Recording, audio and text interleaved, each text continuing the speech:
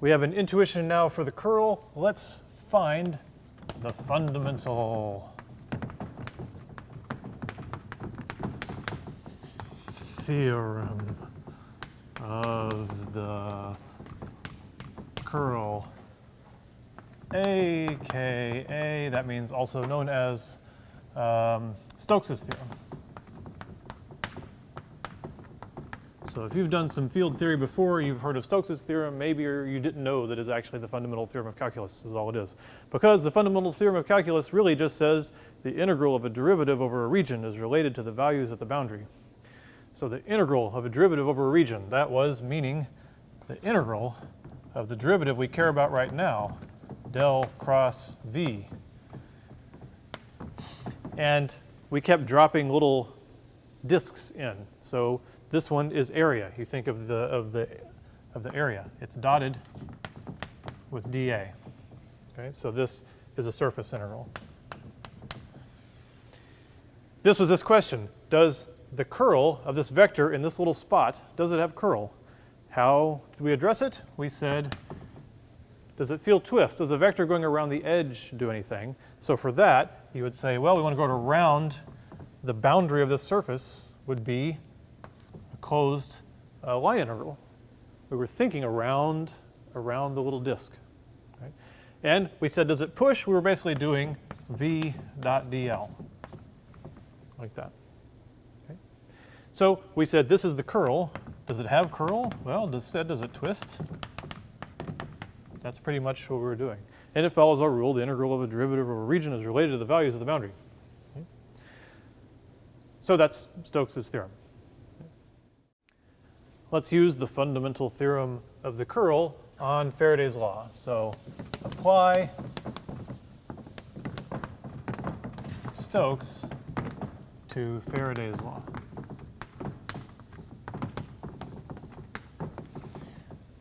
And maybe you were even thinking about it when we talked about Stokes' theorem, that it does seem to be relevant. So, you know, in the Faraday's law, we have a ring, say of wire, like that, and we have a B field going through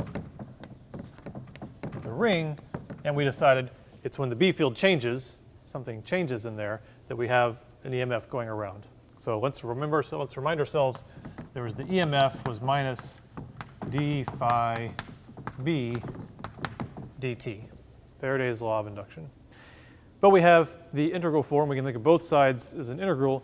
Remember the EMF, we said, well, that means that there's an electromotive force. That was the old-fashioned way to think about it. We know really what you have is an electric field pushing around. There's an electric field exists. It's a very weird, non-conservative electric field, but it is an electric field. So you say, instead of just writing it as the EMF, you can do an integral around the loop of this induced electric field, E dot dl, like that. So that's another way to write Faraday's law. And then we can also just turn this into an integral. This is B dot dA. So minus d dt times the integral of B dot dA, like that. All right, so now let's get Stoked, which I think is just a camping slang. I'm not sure where that comes from. And what we're going to do is say, well, from Stokes' law, we know that the integral around this closed loop of E dot dl must be the same, equal to the integral of the surface. Basically, I can't even come close to spelling surface. The integral, if this closed path went around a loop, then the surface is just inside that loop, right? Of that surface of del cross E dot dA. And that equals minus d dt, integral of B dot dA. And when you do that, suddenly you see you have the same thing inside the integral of the same area. Right? We did, when we went from the E dot dl to del cross E, we were talking about a surface integral on this area of the loop. And the flux of the B field also applies to that same surface. And I guess I should have written it this way. I should stick the d dt inside the integral, and the negative sign for that matter, minus d dt, and then you say everything inside the integral goes together, or is equal. Yeah, yeah, to there, yeah. So that's how we know the other version of Faraday's law then is del cross E is minus dB dt. That is the differential form where this is the integral form. And we can sort of think of it intuitively a little bit. Again, the integral form is useful when you have sort of big freshman physics homework situations, big wire loops in a magnetic field. The field version is more useful sort of at a point. It's just basically saying anywhere, if you have a point where dB dt is changing, you don't have to think about necessarily a large area. Just at that point, the electric field will have the property of having curl. It will create a curled electric field, an electric field that wants to push something around in a circle. And of course, that's what it does. It induces this sort of non-conservative field that pushes things in a circle. So it does kind of match the intuition we were building up about curl is like twist. This thing wants to twist. That's the kind of field that pushes something in a circle when you have a changing magnetic field. One more to go, Ampere's law. Let's turn Ampere's law into differential form. So remember, if we have a wire and it's carrying some current, we know that it makes a magnetic field. And the magnetic field, we follow the right-hand rule. It's going to go behind the wire and out in front. So I'll kind of draw it like this. It's going to go, the B field is going to kind of go like that and come back around like this. And with Ampere's law, we could always describe a field like this, the fact that you have these circulating B fields around wires, by doing a line integral around the wire. And the general statement then of Ampere's law is the integral around some closed loop of B dot dl was equal to basically mu naught times I, where B is a path you choose and I is the current that penetrates the loop. If you wanted to be a little bit more general about it, we're trying to do field theory here, is rather than think about just an exact I, is you could write that as an integral. You could say, well, maybe I have current sort of distributed through space. You could write it as mu naught, and then use something called the current density. That's actually a vector. And you could say mu naught times the integral of J dot dA over that surface. And that would be sort of a nicer way to put it. This is a surface integral. Slightly more general, but it doesn't get us there. We aren't ready to apply Stokes' theorem to this yet. And the reason is something that Maxwell had to come up with. So you may be wondering why they're called Maxwell's equations. So we have Gauss's law, Faraday's law, Ampere's law, the no-name law, and suddenly all Maxwell did was put them all together, and he got them all named after himself. Well, he did a lot more than just put them together. We'll see at the end of this section what he did.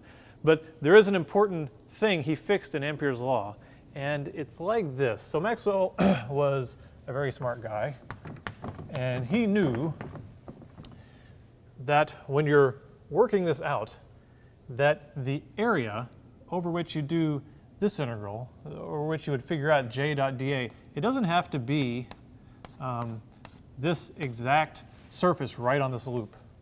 You're allowed to actually make it more like a butterfly net. You can have an area out here. You can do the area right on the loop, or you can have an area that sticks out. Basically, you could have any area that's bound by the loop. Okay, so you could have a tube over here. As long as it's bound on its edge by the loop you did the B integral over, then it's okay. And that led Maxwell to think about something like this. What if you're charging a capacitor?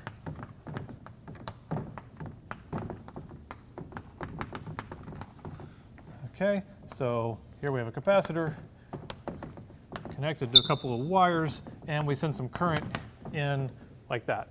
Well, you know what's going to happen. Current's going to flow for a while. You're going to get some positive charge. It's going to build up on this plate. Some negative, well, the same amount of negative charge will build up on that plate. And that's a story. But he said, let's apply Ampere's law, because we know that current flows here. So we know that if we pick a path, just like we did before, where it comes around like that, that we should be able to apply Ampere's law and get the right answer. And if you do it right here, sure enough you do, you'll have the current will flow, integral of B dot dl, you will get a value for the integral of B dot dl. And the current flow on the other side is going right through the loop. But as Maxwell pointed out, the loop can go anywhere. It could go like here. Well, if it goes there, fine. The current can penetrate the area here, or it can penetrate it back here. But then Maxwell said, what if you drew the surface where the wire doesn't actually ever go? What if we drew the surface like this, right down the middle of the capacitor? That mathematically is legal because that is a surface that is bound by this loop. So if you do that, then you get a value for the integral of B dot dl around that loop. This has a non-zero value, but then it doesn't equal 0 because here no current penetrates this entire surface. Right? All the current's in the wire, the current stops when it gets to the plates. So this is a problem, and this told Maxwell that the Ampere's law is incomplete. It's missing something. Okay? So basically, what Maxwell said, I wasn't there, but more or less what he said, is that the changing E field is an effective current.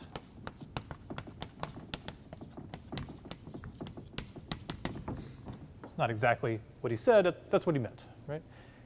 We need another term over here. We have a current, literal current, charge flowing, but we need another term to account for situations like this. And the thing that goes through the surface here is an E field, right? Because an E field is created inside the capacitor.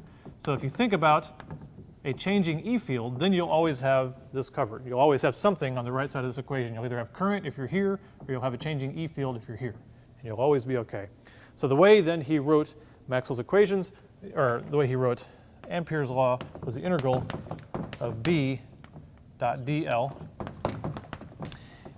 equals mu naught times this surface integral.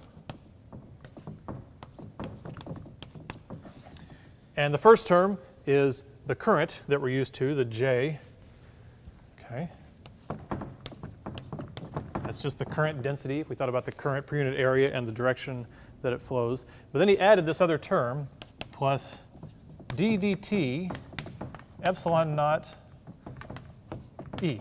Okay. And of course, the epsilon naught can be outside the ddt. Basically, epsilon naught times the time derivative of the electric field, and that's all dotted with dA. So the J is dotted with dA, which is really just I, mu naught I. But then he has basically the flux, the changing E field flux inside the capacitor. And he called this not an effective current, he called it the displacement current.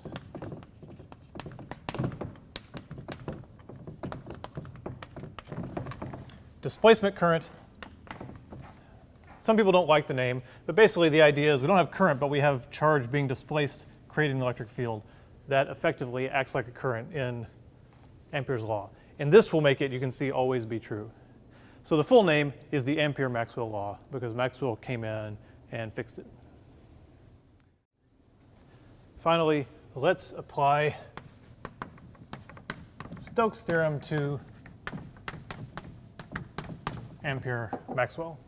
So the left side of Ampere-Maxwell was that we took this integral around a line integral of B dot dl around a closed loop.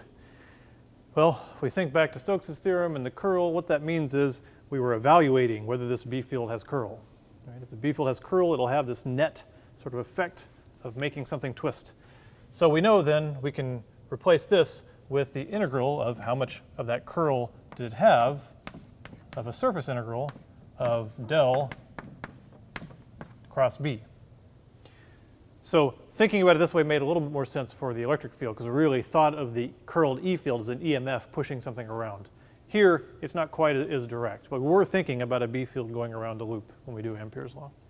So integral of del cross B dA.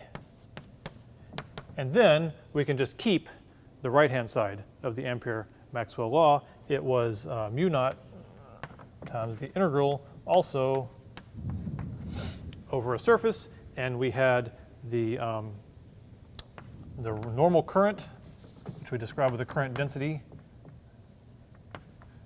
J.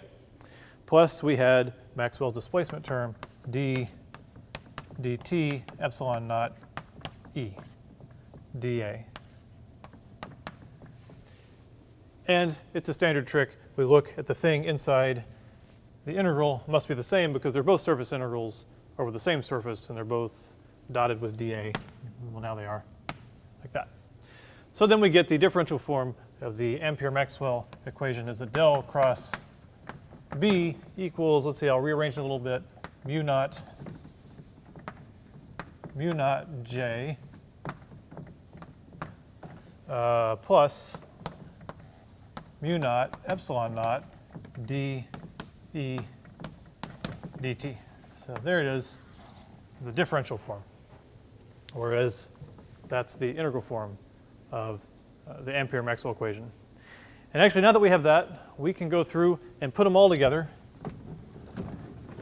In a special case, we now have Maxwell's equations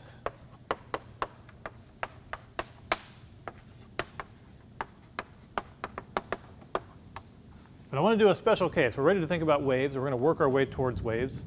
And we want to do in empty space,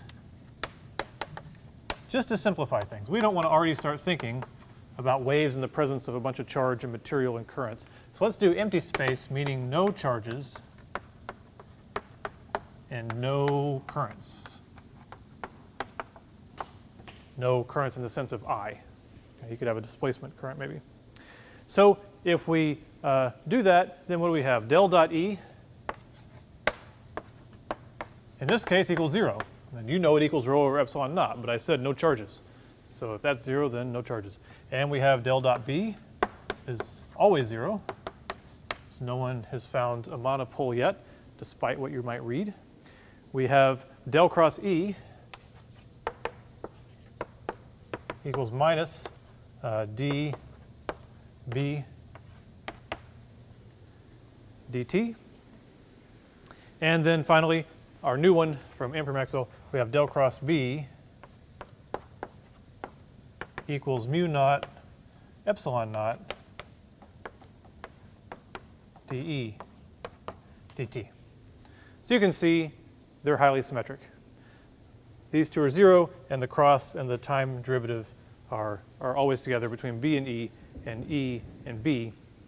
And for some of them, we really thought about intuitively how they matched what we know about these laws. Some of them we didn't spend quite that much time. But hopefully you're getting a feel for the difference between the integral form and the differential form. So now let's see if we can use them to get somewhere with a wave equation.